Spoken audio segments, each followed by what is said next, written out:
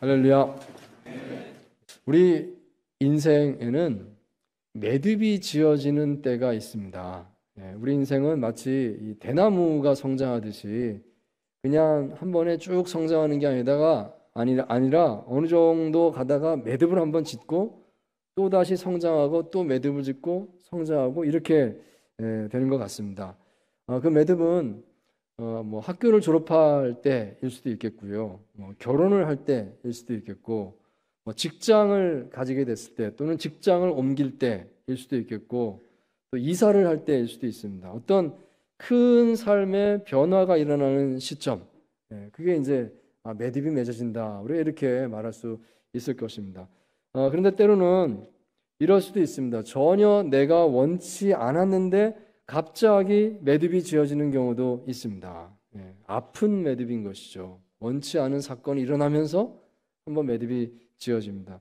자, 그럴지라도 그 매듭을 잘 소화하고 받아들일 수 있게 된다면 우리는 그 다음 단계에서 더 풍성한 성장을 기대할 수 있을 것입니다. 자, 오늘 본문 신명기 31장은 모세가 자신의 인생의 매듭을 짓는 이야기라고 말할 수 있겠습니다. 신명기는 아시다시피 대부분이 모세의 설교문으로 되어 있는 책입니다. 애굽에서 나온 이스라엘 백성들 가운데에서 제 1세대는 이제 하나님께 불순종함으로 이 광야에서 다 죽게 되었습니다. 그리고 이제 40년이 지나서 이제 제 2세대가 가나안 땅에 들어가야지라고 이제 막 시작하는 그 시점이 온 겁니다. 자, 그때 모세는 이 이스라엘 백성들, 이 2세대 백성들에게 이스라엘의 지난 날의 역사를 회고해주고 또 하나님의 율법을 다시 한번 강조하고 가르쳐주면서 이스라엘 백성들이 참으로 가나안 땅에 들어가서 하나님의 백성답게 바르게 살도록 그렇게 인도해주는 그 역할을 하고 있었다는 것입니다. 그래서 그때 모세가 설교한 그 내용을 묶은 책이 신명기 말씀이 되는 것입니다.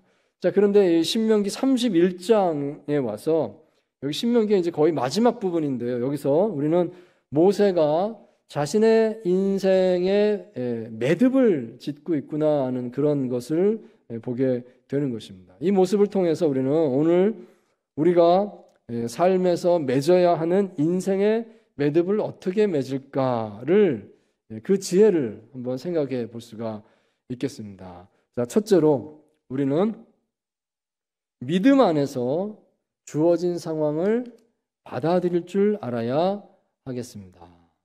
믿음 안에서 이거는 하나님께서 내게 주셨습니다. 그 주어진 상황을 받아들일 수 있어야 되겠습니다.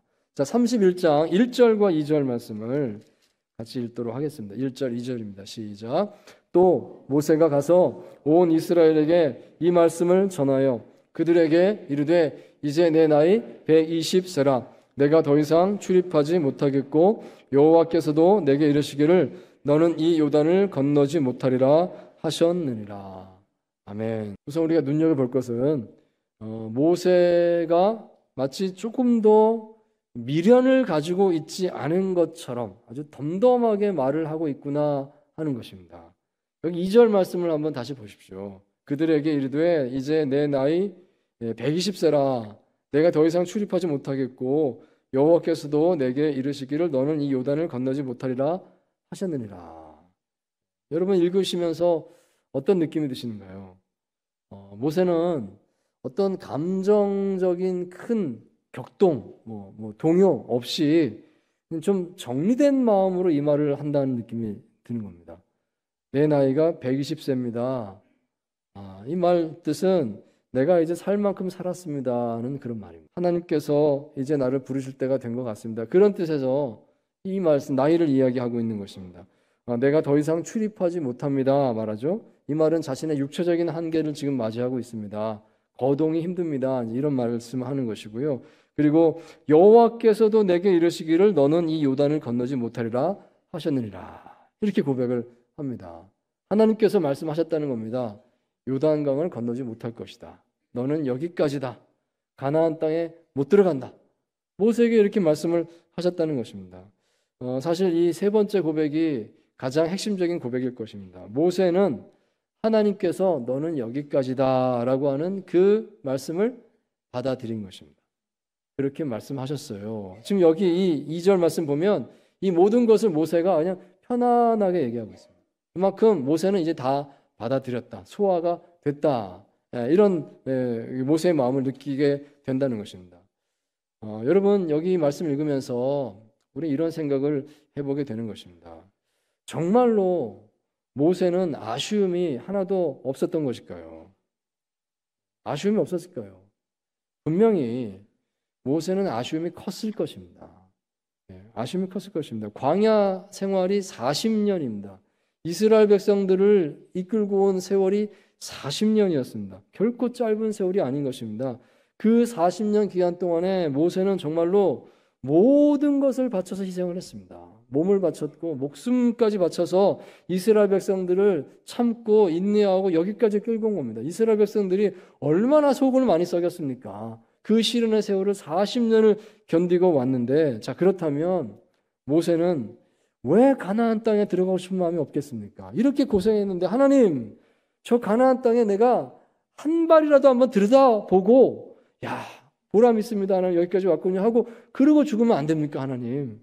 아니 가나안 땅에 못 들어가도 그러면 요단 강물에 발이라도 한번 담가보고 내가 마지막을 맞으면 안 됩니까 하나님? 이런 마음이 왜 안 들겠습니까? 하나님께 모세는 정말로 그렇게 간구를 했던 것입니다. 그런데 하나님의 응답이 명확했습니다. 모세야, 너는 여기까지다. 하나님의 선을 딱 그어주셨다는 것입니다. 모세는요, 결국 그것을 받아들였다는 것입니다. 아, 하나님 뜻이 그렇습니까? 그러면 알겠습니다. 받아들인 것입니다. 여러분, 이 모세의 마음이 이해가 되시는지요? 제가 오래전에 병원에 신방을 갔었는데 그때 병원에 있던 그 환자가 젊은 청년 자매였습니다. 이 자매가 이제 막 백혈병 진단을 받고 백혈병이 치유하기 어려운 질병이잖아요. 이 긴 투병 생활을 막 시작해야 되는 그런 상황에 있었습니다. 제가 병문안을 갔는데 그 자매가 따지듯이 이렇게 말을 한 게 지금도 기억납니다. 하나님께서 나를 사랑하신다면 왜 나한테 이런 시련을 주시는 건가요? 왜 내 기도 안 들어주시는가요? 하면서 이해할 수 없다는 막 그런 이제 얘기를 했었습니다. 위에서 많이 기도했는데 그 다음에 어떻게 됐는지는 잘 모르겠습니다. 그게 아직도 기억에 남아요. 그렇지, 하나님께 향해서 그렇게 말할 때가 우리 사람들의 삶 가운데 있겠구나 생각을 해보게 되었습니다. 여러분, 우리 삶에는 정말 이해할 수 없는 그런 일들이 참 많이 일어나는 것 같습니다. 그런데 그런 일들이 일어날 때마다 그렇지 않습니까? 그거를 다 하나님께 책임을 묻는다고 하면요, 하나님 왜 이러셨습니까? 묻는다면 그게 합당한 것일까요? 정말 하나님이 다 그렇게 책임지셔야 될까요? 우리는 이렇게 생각하는 것만 같습니다. 어떤 안 좋은 일이 내게 닥치면 사실 그 안 좋은 일이 누군가에게는 언제나 있었던 일 아니겠습니까? 그 안 좋은 일이 전에 또 누군가에 있었고 전에 누군가에 있었던 일입니다. 근데 나는 괜찮았던 거죠, 지금까지. 근데 오늘 이제 나에게 닥쳤습니다. 그러면 내 마음이 화가 난다 하는 것이죠.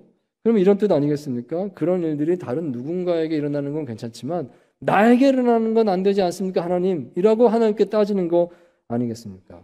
여러분, 우리가 그렇게 하나님께 주장할 만한 근거가 있을까요?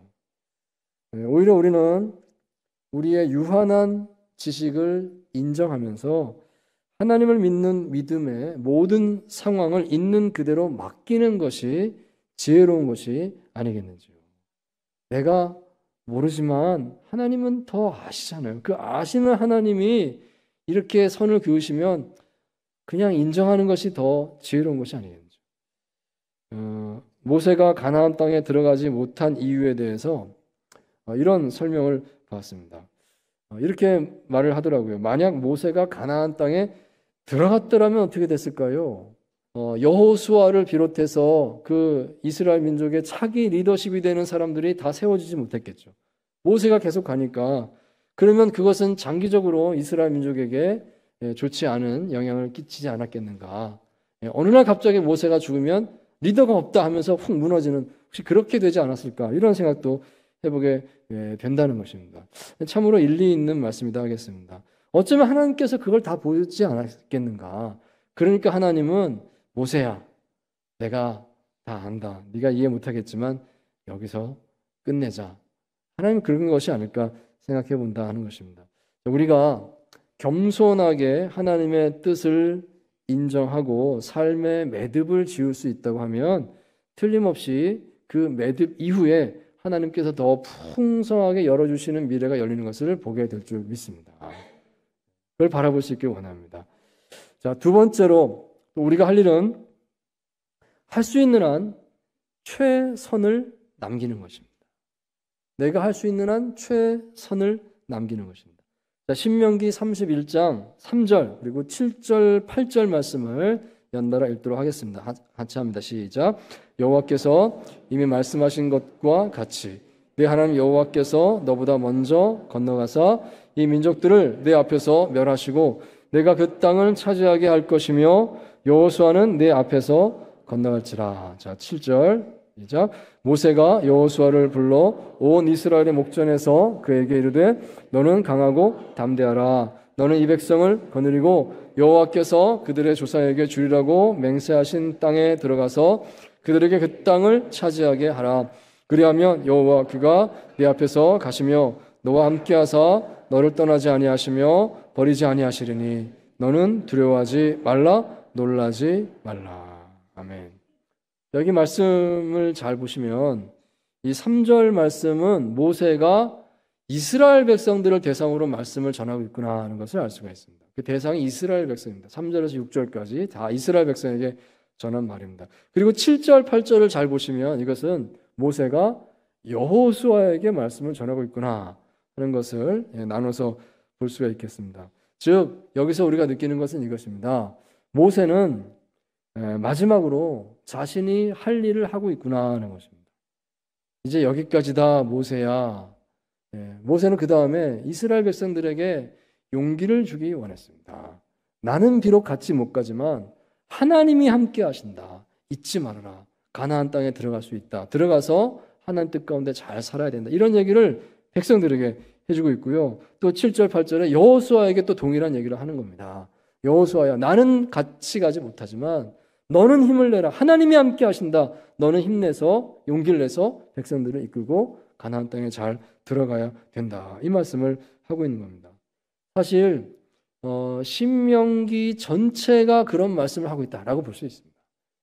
벌써 신명기 1장에서 모세야 너는 못 들어간다. 이 말씀이 벌써 거기 나옵니다. 신명기 1장에 나옵니다. 그러니까 모세는 그것을 받아들이는 과정에서 이스라엘 백성들을 끊임없이 율법을 다시 가르치고 나는 같이 못 가니까 너희들 율법을 잘 배워서 이 율법의 정신을 바로 알고 정말 하나님 백성답게 가나안 땅에 들어가서 잘 살아야 된다. 이렇게 유언을 남기는 마음으로 이 신명기 말씀을 계속했구나 하는 것을 우리는 알 수가 있습니다. 정말 마지막까지 성실하게 모세는 선을 남기고자 노력을 했다는 것입니다. 그래서 여기 31장 9절 이하의 말씀 보시면 모세가 율법책을 기록해서 이것을 매 7년마다 초막절에 읽으십시오 이렇게도 주고 있고요. 그리고 이제 그 뒤에 보시면 회막에 가서 하나님을 만나는 장면이 나오는데 그때 하나님으로부터 모세가 노래를 받습니다. 노래.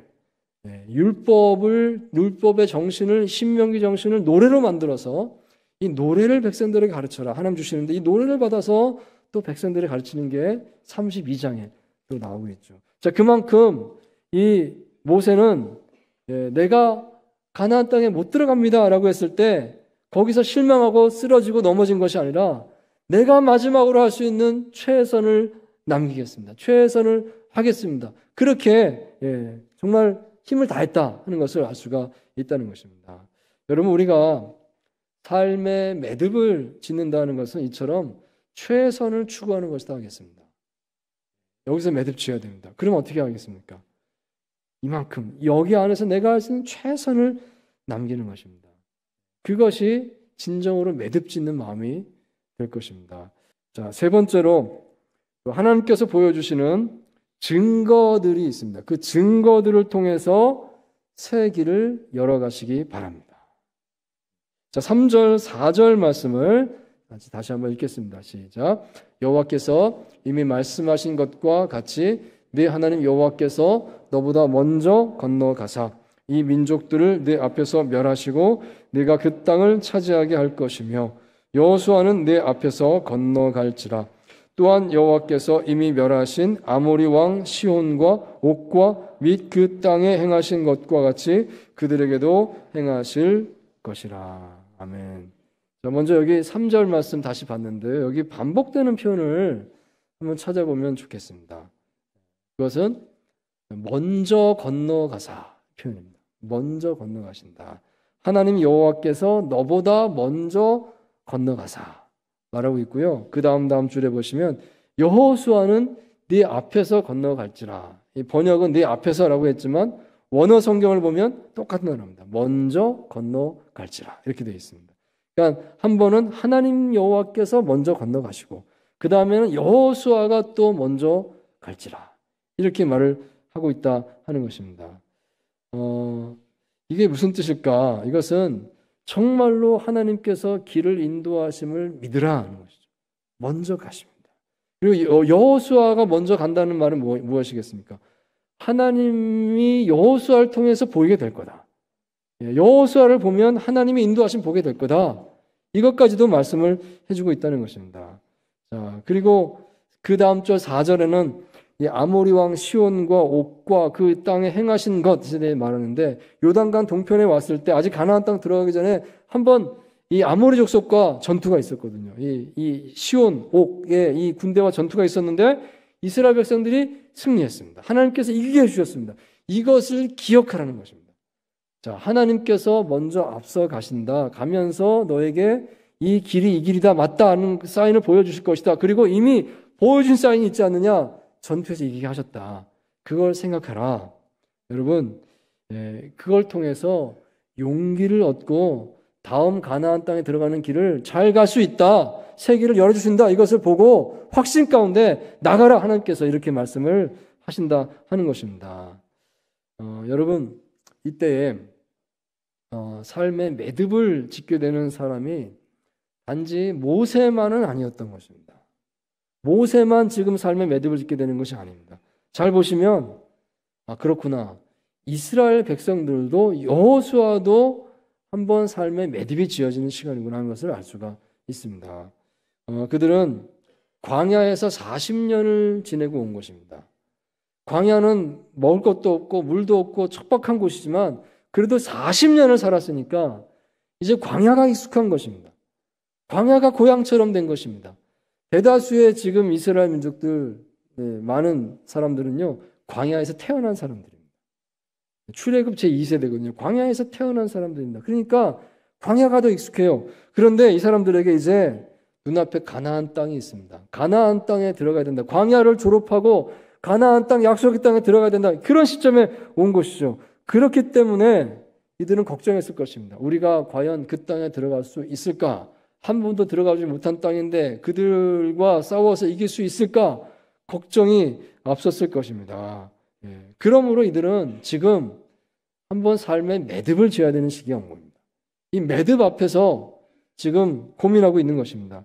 이런 백성들에게 하나님께서 모세를 통해서 말씀을 주십니다. 하나님 여호와께서 너희보다 먼저 그 땅에 건너가실 것이다. 먼저 갈 것이다. 즉 이 말씀은 너희들이 갈 때에 하나님께서 보여주시는 증거가 있을 것이라는 것입니다. 하나님께서 우리가 이 땅을 들어갈 수 있게 만들어 주신다는 그 증거들을 보여주시고 그렇습니다. 하나님 내가 맞는 길을 가고 있군요. 확신을 가지고 나가게 만들어 주실 것이다. 그걸 믿고 나아가라. 이 말씀을 하고 있다 하는 것입니다. 여러분 그 믿음을 가지고 그 하나님 보여주신 증거를 볼 때에 우리는 진정으로 삶의 매듭을 짓고 새 길을 열어갈 수 있는 줄 믿습니다. 그 확신을 가질 수 있기를 바랍니다. 캐나다 서쪽에 큰 도시죠. 밴쿠버가 있는데 그 밴쿠버의 북쪽으로 차로 15시간 걸리는 곳에 김진수 선교사이라는 분이 계십니다. 그분은 과거에 미국에 이민 가셔서 성공적으로 아마 컴퓨터 계통인데요. 그 사업을 운영하셨고 2010년도에 조기 은퇴를 하셨습니다. 이유는 내가 크리스천인데 내가 남은 여생 정말 하나님 나라를 위해서 한번 멋지게 헌신해 보겠다. 그 열망을 가지고 일찍 은퇴를 하신 것입니다. 그리고 이제 기도를 한 것이죠. 내가 남은 여생 하나님 무엇을 하면서 열심히 한번 살아볼까요? 가르쳐 주십시오. 이제 기도를 했습니다. 그런데 어느 날 교회에서 이제 단기 선교팀이 구성돼서 우리 단기 선교 갑시다 해서 갔던 데가 이 캐나다의 그 먼 곳의 원주민 마을에 이제 단기 선교를 가게 되었다는 것입니다. 가서 이런저런 봉사활동을 했는데 그 마을에 추장 되시는 분이 이 김진수 장로님이죠. 장로님에게 이제 말씀을 이런 제안을 했다고 합니다. 당신은 사업가라고 들었습니다. 그러니 우리를 좀 도와주시면 안 되겠습니까? 우리가 산에서 송이버섯을 채취해서 그걸 팔아서 살고 있는데 이 송이버섯 가격이 너무나 들쭉날쭉해서 제값을 못 받을 때가 많습니다. 당신은 사업가라고 하니까 좀 도와주세요. 이런 얘기를 하더랍니다. 그래서 김준 장로님은 그때부터 이제 고민을 하게 된 겁니다. 내가 어떻게 거기까지 갈 수 있을까? 그 생소한 곳에, 그 먼 곳에. 근데 돌아오는 길에 버스 안에서 어떤 청년을 만나게 되는데 그 청년이 가까이 오더니 하나님의 말씀입니다 하면서 예언의 말씀을 전하더랍니다. 당신 지금 무언가 결정하지 못해서 망설이는 것이 있습니다. 하나님께서 그걸 하라고 하십니다. 이렇게 말씀하고 가더래요. 그래서 너무 마음속에 영향을 받은 것입니다. 그래서 이제 더 생각을 해보게 됐는데 생각해 보니까 내가 시골 출신이다 하는 생각이 들더랍니다. 시골에서 살았다. 저 원주민들처럼 생각이 들었고 또 자기 큰형이 알코올 중독이라는 게 생각이 나더랍니다. 그리고 자기 누나가 초등학교밖에 안 나왔었다는 것이 생각이 나더랍니다. 그리고 자기 셋째 형이 자살을 했다는 것도 생각이 났다고 합니다. 그러면서 드는 생각이 그러면 내 인생은 저 원주민들하고 비슷하네. 그 원주민 마을의 원주민들이 대부분 그런 사람들이 많거든요. 내가 비슷하네 라는 생각이 들면서 그 마음속에 확신을 가지게 되었다는 것입니다. 하나님께서 나를 준비시키셨구나. 나를 그곳에 보내려고 하시는구나. 그리고 이제 그곳에 가게 되었습니다. 이렇게 말을 했습니다. 이 김진수 선교사님의 간증집 선한 영향력이라고 하는 제목의 책이 있는데 이 책에 보시면 이런 고백이 나옵니다. 하나님의 인도하심은 점과 선으로 되어 있는 것 같습니다. 처음에는 이것이 무엇인지 알지 못하는 점들이 여기저기 찍혀 있습니다. 이런 일이 있었고 이런 일이 있었고 이런 일이 있었습니다. 서로 연결점이 없는 그냥 점에 불과했습니다. 그런데 어느 날 이 점들이 쫙 연결되면서 선이 되면서 그림이 그려지는 것을 경험하게 되면서 그렇군요. 이게 하나님께서 보여주신 증거군요. 알게 되고 그렇게 우리의 삶을 인도하십니다. 이렇게 고백을 하는 것을 봤습니다. 하나님께서 정말 그렇게 하신다는 것이죠. 우리가 인생의 매듭이 지어지고 또 다시 새로운 길을 찾아 나가야 한다면 그때 그냥 한낱 점에 불과했던 것들이 이제 하나님의 사인으로 증거로 나타나게 될 것입니다. 하나님께서 먼저 가신다. 하나님께서 앞서 가신다. 이렇게 준비해 놓으셨구나 하는 것을 알게 하시는 것입니다. 그리고 그것을 볼 때 우리는 그 세기를 찾아갈 수가 있을 것입니다. 오늘 저와 여러분에게 삶에도 이런 동일한 하나님의 인도하심이 있는 줄 믿습니다. 우리에게는 삶의 매듭이 지어지는 때가 있습니다. 자의든 타이든 그럴 때가 있습니다. 그럴 때 우리는 첫째로 믿음 안에서 주어진 상황을 받아들일 수 있어야 하겠습니다. 두 번째로 할 수 있는 한 최선을 남기기 위해서 힘써야 하겠습니다. 세 번째로 주님께서 우리의 길에 앞서 가셔서 증거를 보여주시며 인도하심을 믿고 나아가는 저와 여러분 되시기를 주의 이름으로 축원드립니다.